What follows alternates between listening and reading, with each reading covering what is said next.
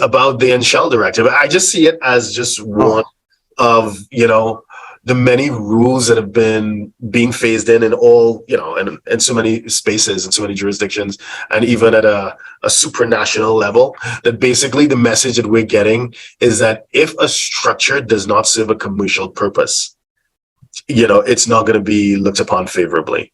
So there must be some commercial benefit, not just a tax benefit for whatever it is you try to structure. So, I see it as, this huge push, and it's going to make, the whole space of tax planning, it's going to become even more restrictive than it already is, because it's trending in that direction. So it's being really pushed in that direction. And then people who make it sound easy, they just go on, again, social media and say, all you need to do is form a company in XYZ, and you'll automatically have all these benefits. They just seem to be missing the point of this huge wave of regulation from all the major jurisdictions, from the North Americans, from the Europeans, from the major Asian economies as well, that are all heading in the same direction. But what are your thoughts on the Shell directive in particular, and the major push in general?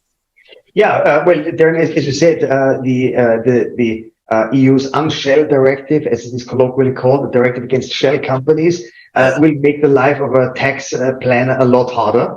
The goal is basically to get rid of companies which have no economic, as I said, purpose, which are just used for tax planning. And the directive is very complicated and tries to sort of establish a kind of filter system where you filter out those companies which are shell entities. The European Commission is saying that do not worry, because this directive only applies to 0.3% of all of the EU's companies. So it's just a very tiny set of companies which will be affected.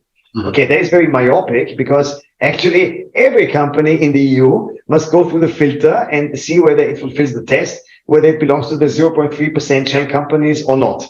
So it will create a lot of compliance, a lot of compliance requirements, a lot of bureaucracy for EU companies. It only applies to EU companies, and the Commission is also thinking of extending that to non-EU companies, but that is sort of still a crystal ball thing. Yeah. So it will definitely make planning a lot more complicated, and it will.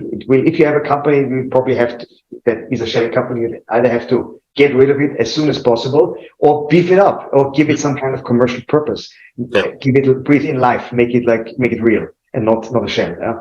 Mm. But do you think I sound like a bit of a conspiracy theorist, thinking that, hey, this is part of a wider push when the economic substance rules all over, and the EU uses this bully pulpit of the grey list and the black list to put pressure on jurisdictions like Hong Kong is reviewing its offshore companies. I think that's perhaps part of the reason why the Gulf, the UAE, the Arab Emirates, including Dubai, of course, now they're phasing in taxes. They're going to have a 9% first time in history. And those who think that is going to apply to domestic companies only, and those offshore companies are going to be left untouched, they have another thing coming. So my point is, I see it as, the registries, I know that the public access is but the existence of a central registry. So I see it as a wider confluence of political and policy forces. Do you think I'm being a bit too paranoid? Yeah, I think it there's a clear trend discernible, which started a decade or 1.5 decades ago. Mm-hmm. Before that, the tax authorities were like totally, they were not really cooperating or speaking with each other, not exchanging views on planning. Whereas we advisors, we were chatting around and meeting each other, hashing out plans, ideas, but they were like isolated. And this has changed. The OECD, which is the club of tax administrations, they have organized all sorts of initiatives. It began with exchange of information, which was beefed up and has become automatic with a common reporting standard. It went on with these registers, so UPO registers, which can be used by the tax authorities, which became public in the EU, but which are now not anymore public in the EU. It went on to the OECD's multilateral instrument, MLI, which closed all sorts of gaps in the application of double taxation treaties. The Shell directive. So it is just one theme that these tax administrations are sort of working together, coming up with ideas. They have lots of smart people, and it is no question that we are sort of doing an uphill battle. In the past, you had not so smart people, and they did not even speak English. But now you have lots of people who are in the OECD and who are very, very intelligent, and also in the European Commission. I have to make a small caveat.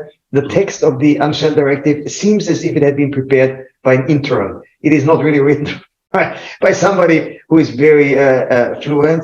The ideas are very sophisticated, but I would say the wording of the text is the wording of the directive is sometimes a bit lacking in sophistication. But yeah, definitely there's a theme of more cooperation between tax authorities. Gotcha. So if you're a 6, 7, or 8-figure investor, entrepreneur, or business owner who needs a tailor-made solution from a qualified team of professionals, we can help you achieve the international lifestyle, the freedom, and even the tax savings you're looking for. Visit us at htj.tax and live that international life.